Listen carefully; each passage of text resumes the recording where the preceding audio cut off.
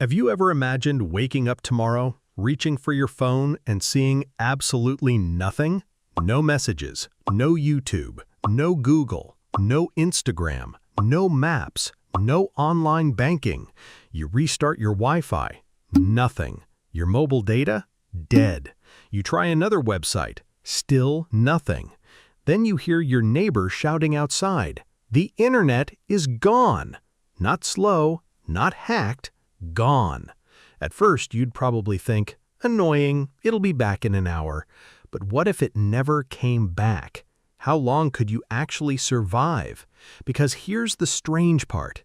The biggest problem wouldn't be losing social media or streaming or even memes. The biggest problem is something most people never realize. The internet isn't just something you use. It's something the entire modern world depends on, and once it disappears, everything starts falling apart. Imagine it's day one. You walk into your kitchen, your smart speaker doesn't answer, your TV can't load anything, your phone suddenly feels like an expensive flashlight. Still, life doesn't seem that bad. You decide to buy groceries. Easy, right? Except the supermarket doors won't open. The payment systems are offline. The inventory computers can't tell employees what's in stock. The self-checkout machines have become giant decorations. Maybe you have cash. Lucky you. But the cashier still doesn't know the prices because those come from servers connected to the internet. Within hours, people begin buying everything they can. Water, bread, medicine, toilet paper. Apparently, humanity has learned absolutely nothing. But this wasn't even the biggest problem, because while you're trying to buy pasta, something much more important is quietly breaking: money itself. Think about your bank account. You probably imagine your money sitting safely inside a giant vault somewhere, but that's not really how it works. Most money today is just numbers moving between computers. Millions of transactions happen every second.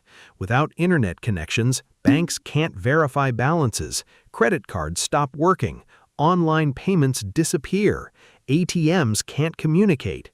Even businesses with plenty of products suddenly can't sell them. Imagine owning a bakery. You have bread, customers want bread, everyone is hungry, but nobody can actually pay. It's like playing Monopoly where someone stole all the money halfway through the game. And here's the part nobody talks about. Even cash wouldn't save us for long. Most countries simply don't have enough physical cash for everyone to use. We're so used to digital money that actual paper bills make up only a tiny fraction of all the money people own, which raises a scary question. If money stops moving, what happens to food? Here's something surprising. Supermarkets actually don't store weeks of food. Many only keep enough inventory for a few days, sometimes less. They depend on trucks arriving constantly, hour after hour, day after day, like a perfectly timed dance. Now imagine those trucks. The drivers use GPS. The companies use internet-based logistics. Warehouses rely on online inventory systems. Fuel deliveries are coordinated digitally. Break just one part, the entire chain begins slowing down. Break all of it, and shelves empty faster than anyone expects. Not because food disappeared, because food stopped moving. It's a little like your body. You don't die because your heart disappears. You die because blood stops circulating. Modern civilization works exactly the same way. Goods have to keep flowing. The internet is one of the systems pumping that blood. Maybe you're thinking, fine, I'll just drive somewhere else. About that. Navigation apps stop working. Traffic systems lose coordination. Many gas stations can't process payments. Airlines ground flights because reservation systems, weather updates, and communication networks become severely disrupted. Ports struggle to organize millions of shipping containers. Thousands of cargo ships are suddenly carrying products that nobody knows where to unload. Things get even stranger. Have you ever noticed those giant, colorful containers stacked like building blocks? Each one may carry clothes, medicine, electronics, car parts, food. Even a small delay creates massive bottlenecks. Now imagine every shipment in the world becoming one giant unsolved puzzle. But what happened next would be even worse. Hospitals. You might assume hospitals could keep working.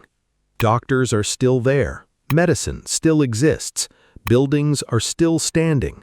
But modern healthcare depends heavily on connected systems, patient records, laboratory results, medical imaging, supply orders, communication between specialists. Some equipment can still function perfectly offline. Others cannot share information the way they normally do. Emergency services would continue operating, but under enormous pressure. Doctors are incredibly skilled, yet even the best doctors become slower when information suddenly disappears. Imagine trying to finish a 1,000-piece puzzle while someone keeps hiding random pieces. Now let's talk about electricity. Here's a fact that surprises almost everyone. The internet and the power grid are different systems. If the internet disappeared, your lights wouldn't instantly switch off. At least, not immediately. Power plants can continue generating electricity, but modern electrical grids rely on communication systems to monitor demand, detect failures, and coordinate responses. If problems start appearing, fixing them becomes slower. Small outages can become larger ones, not because electricity stopped existing, but because coordinating millions of moving parts suddenly became much harder. It's like trying to conduct an orchestra while everyone is wearing noise-canceling headphones. Around this point, something interesting begins happening. People change. The first few days are filled with frustration, then confusion, then fear, but eventually, humans start doing something we've always been surprisingly good at: adapting. Neighborhoods begin sharing information face-to-face. Local bulletin boards return. Businesses write transactions by hand. Radio suddenly becomes incredibly valuable again. People rediscover printed maps. Libraries become important. Actual conversations replace endless notifications. Strange, isn't it? Some of humanity's oldest technologies suddenly become our newest survival tools. But don't imagine this transformation happening smoothly, because humans have a habit of making shortages worse. Psychologists call it panic buying. You see someone buying 10 bottles of water, you think they know something you don't, so you buy 20. Someone else sees you, they buy 30. Soon, everyone is creating the shortage they're trying to avoid. It's a little like people standing up at a concert. One person stands, then everyone stands. Now nobody has a better view, they're just more tired. Here's another question. Could we simply rebuild the internet? Surely engineers would fix it, right? Well, that depends on why it disappeared. The internet isn't one machine. It's millions of computers, hundreds of thousands of routers, thousands of underwater cables stretching across oceans, ground stations, satellites, data centers, internet exchange points, all working together. Destroy one cable, traffic finds another route. Destroy one server, others take over.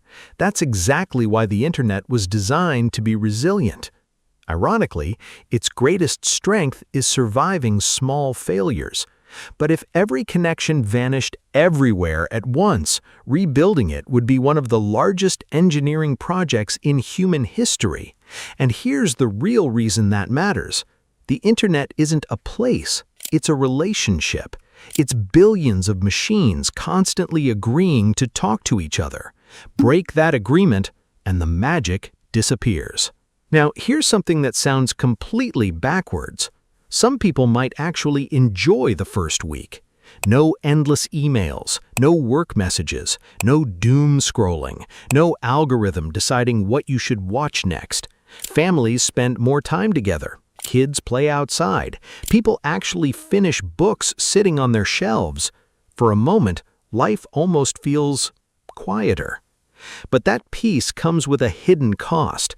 Modern society became productive because billions of people could instantly exchange information. Scientists, engineers, teachers, businesses, emergency responders. Removing that connection doesn't simply reduce convenience, it reduces humanity's ability to solve problems together. And here's something most people get wrong. People often say, "We survived thousands of years without the internet." That's true, but we also survived without airplanes, hospitals, electricity, farming, global trade. The world before the internet wasn't today's world minus Wi-Fi. It was an entirely different civilization.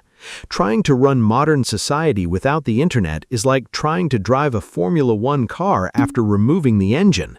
The car still exists, but it wasn't designed to work that way. Now imagine it's been several months.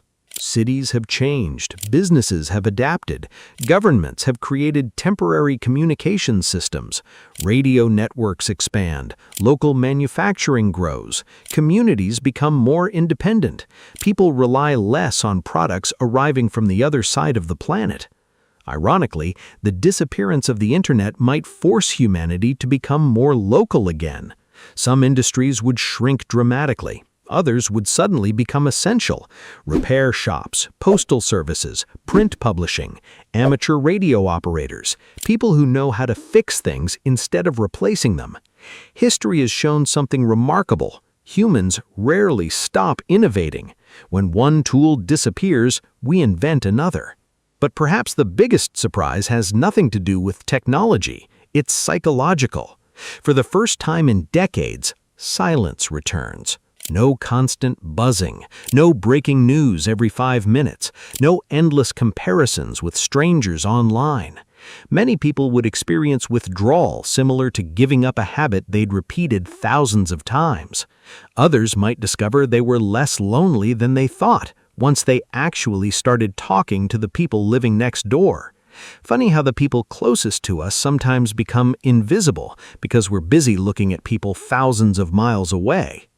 Still, none of this means the internet is bad. Quite the opposite. The internet is one of humanity's greatest inventions. It allows ideas to travel faster than ever before. Doctors learn new treatments. Students access entire libraries. Families separated by oceans can see each other instantly. Small creators can reach millions of people. Entire businesses can exist from a bedroom. The problem isn't that we built something powerful, it's that we often forget just how deeply we've built our world around it. The strongest systems aren't the ones that never fail, they're the ones prepared for failure. And that's the lesson, because whether we're talking about the internet, electricity, or civilization itself, the biggest danger isn't depending on something at all, it's forgetting you're depending on it at all.